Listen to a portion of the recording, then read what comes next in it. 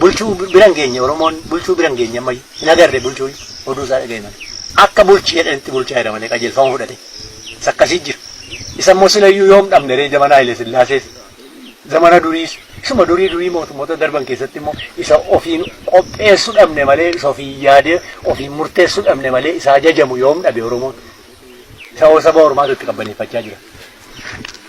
Kanaaf ijoolleetti immoo isa akka jechuun isaanii Oromoon of busheera jedhee dubbachuun isaanii gootummaa tokkoyyuu kenna utuun of hin bushiinatiin beektu yatabuu waan ta'aa jirtu hin beektu jechuudha. Namichi inni akka jedhu fagaare keeyyoo abiddaan gubanuun dhageessuu jechuu isaati inni Oromoon of busheera dhiyaasa'u abidda diimina diimessee yoo itti kaa'eyyuu hin sitti kaa'e hin dhageessuu jechuu isaati Oromoon.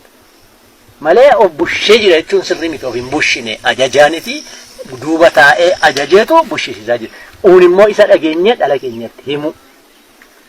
Dhaalaa fi ol adeemtuutti himu.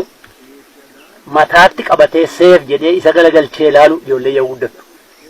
Kana yoos malee nagaan iyyuu dhufu Oromiyaa fi jireenyi dhufu dacheen Oromiyaa qorrosamaa cabaa hiramaa jirus irraan dhaabbatu sabi Oromoo utuu beekuu tabuu ta'ee golatti galee baratee akka itti jiraatu dhabee of ajjee cikaa amma sabi Oromoo kan of ajjeesaa jiru kan waraanatti namaa jiru biyya bushuudha.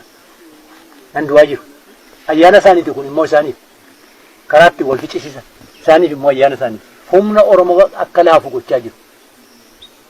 Utuu beeka ta'e kana himna ijoolleetti himuu wayya kana Oromoon kan fakkaatu hundi isaa kana haayiman ijoolleetti.